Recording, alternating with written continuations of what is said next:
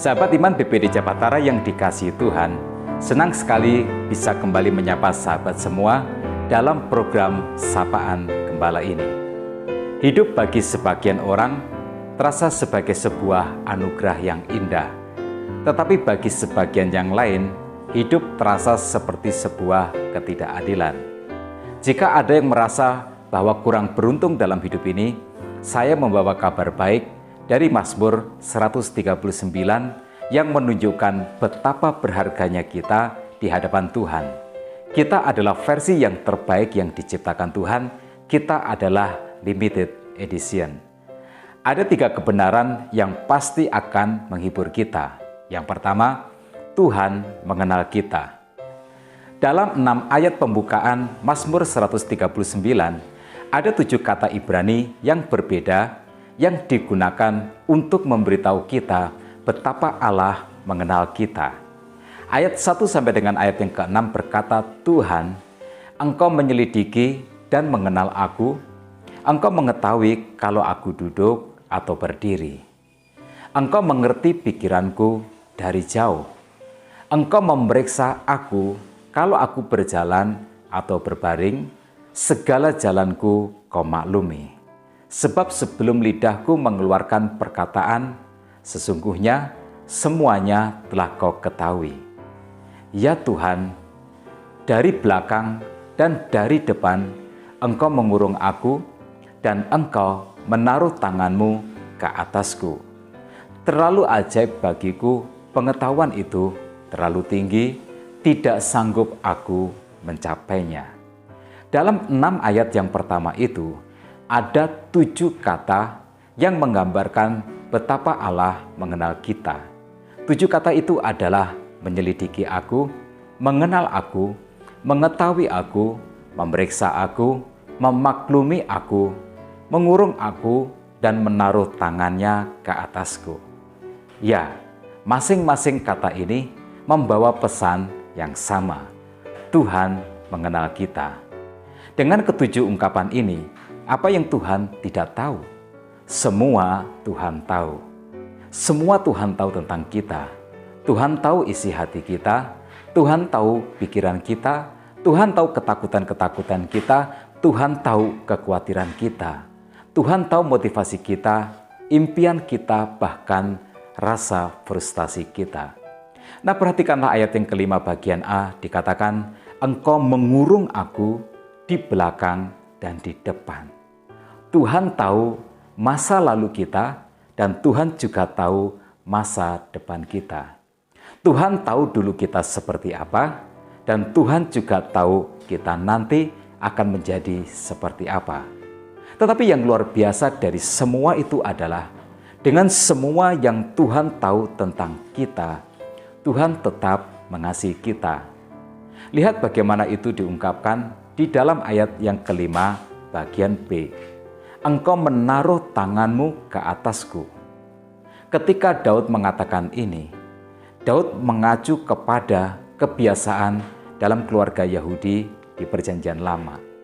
Seorang ayah Yahudi akan meletakkan tangannya ke atas kepala anaknya, lalu kemudian dia akan mengucapkan kata-kata berkat, supaya anaknya menjadi anak yang selalu diberkati Tuhan.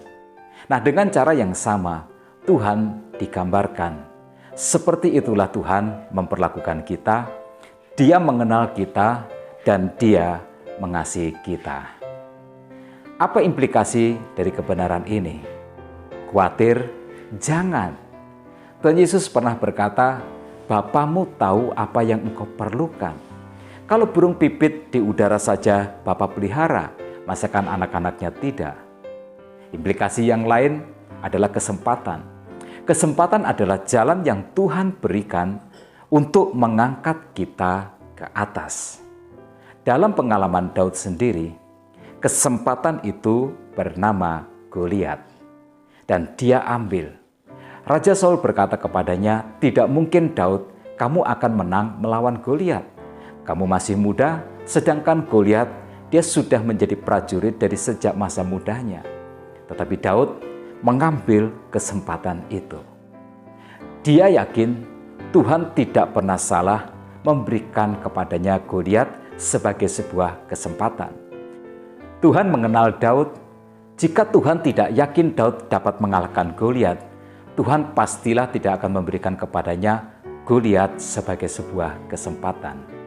Tentu Daud punya kelemahan, tetapi di dalam hidup ini jangan pernah ribut dengan kekurangan atau kelemahan kita. Maju saja terus. Tuhan tahu kita punya kekurangan, tetapi seperti kita punya kekurangan, orang lain juga punya kekurangan. Ambil kesempatan, jangan pernah bimbang, Tuhan mengenal kita. Nah, yang kedua adalah bahwa Tuhan itu setia. Tetapi ternyata pengetahuan Daud tentang Tuhan, bahwa Tuhan mengenal dia, membuat Daud ingin lari dan sembunyi dari Tuhan. Katanya di dalam ayat yang ke-7, kemana aku dapat pergi menjauhi roh-Mu? Kemana aku dapat lari dari hadapan-Mu? Ya, Tuhan tahu semua yang ada di dalam diri Daud. Karena itu reaksinya adalah dia ingin lari, dia ingin bersembunyi dari Tuhan, dia ingin menjauhi roh-Nya. Nah, pertanyaannya adalah mengapa? Jawabannya adalah dosa. Tuhan juga tahu dosa-dosa Daud. Tetapi sesuatu yang menakjubkan yang tak dia sangka-sangka adalah diungkapkan di dalam ayat yang ke-8 sampai dengan ayat yang ke-12. Jika aku mendaki ke langit, Engkau di sana. Jika aku menaruh tempat tidurku di dunia orang mati, di situ pun Engkau. Jika aku terbang dengan sayap fajar dan membuat kediaman di ujung laut, juga di sana tangan-Mu akan menuntun aku dan tangan-Mu memegang aku. Jika aku berkata, biarlah kegelapan saja melingkupi aku dan terang sekelilingku menjadi malam, maka kegelapan pun tidak menggelapkan bagimu. Dan malam menjadi terang seperti siang. Kegelapan sama seperti terang. Daud mendapati bahwa kasih setia Tuhan tidak berkesudahan. Kasih setia Tuhan tetap kekal untuk selama-lamanya. Nah, pertanyaannya adalah dosa apa yang membuat Daud ingin lari bersembunyi dari Tuhan? Daud pernah menjadi pebinor, perebut bini orang. Dia zinahi Batseba, dia bunuh suaminya, dan dia ambil istrinya untuk menjadi istri ke-8-nya. Tetapi bagaimanakah dengan sikap Tuhan? Tuhan tidak membuangnya. Tuhan mengirim Nabi Nathan untuk memegang tangan Daud dan untuk menuntunnya kembali kepada pertobatan. Tuhan tetap menginginkan Daud. Sehingga hari ini kita bahkan membaca kitab Mazmur yang ditulis oleh Daud sebagai firman Tuhan yang diilhamkan oleh Roh Kudus. Bahkan nama Daud disebutkan Tuhan dengan bangga. Dalam kitab Wahyu pasal 22 ayat 16 bagian B, Tuhan Yesus berfirman, Aku adalah tunas, yaitu keturunan Daud, bintang timur yang kilang gemilang.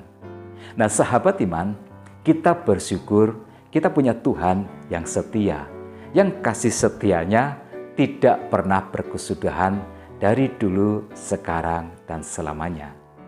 Yang ketiga, Tuhan menjadikan kita berharga di hadapannya. Ayat 13 dan 14 mengungkapkan kebenaran ini. Sebab Engkaulah yang membentuk buah pinggangku, menenun aku dalam kandungan ibuku. Aku bersyukur kepadamu oleh karena kejadianku dahsyat dan ajaib. Ajaib apa yang kau buat dan jiwaku benar-benar menyadarinya. Daud menggunakan analogi tukang tenun, yang ketika bekerja menenun, dia fokus, dia teliti, dan dia penuh dengan totalitas. Rajutan antar benang tidak boleh salah. Paduan warnanya pun juga harus pas. Setiap detailnya pastilah diperhatikannya. Nah, dengan gambaran yang seperti ini, kita diciptakan. Dan karena itu, kita pastilah berharga. Daud juga berkata di dalam ayat yang ke-14, Aku bersyukur kepadamu oleh karena kejadianku dahsyat dan ajaib. Ajaib apa yang kau buat? Frase ayat 14 bagian B ini mengandung pengertian setelah Tuhan menciptakan kita, Tuhan kemudian membuang cetakan itu, dan tidak lagi memakainya untuk yang kedua kalinya atau ketiga kalinya dan seterusnya. Sehingga kita adalah satu-satunya di dunia ini. Kita adalah limited edition.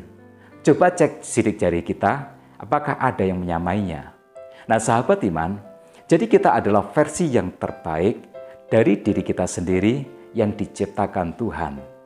Ya, memang manusia jatuh ke dalam dosa dan gambar Allah di dalam diri kita menjadi rusak. Kalau begitu, setelah kita bertobat dan diselamatkan, kita dipulihkan, maka tugas kita adalah menjadi versi yang terbaik dari diri kita sebagaimana Tuhan menciptakan kita. Satu lagi yang menunjukkan betapa berharganya kita bagi Tuhan. Ayat 16 sampai dengan 18 berkata, "Matamu melihat selagi aku bakal anak, dan dalam kitabmu semuanya tertulis hari-hari yang akan dibentuk sebelum ada satupun daripadanya."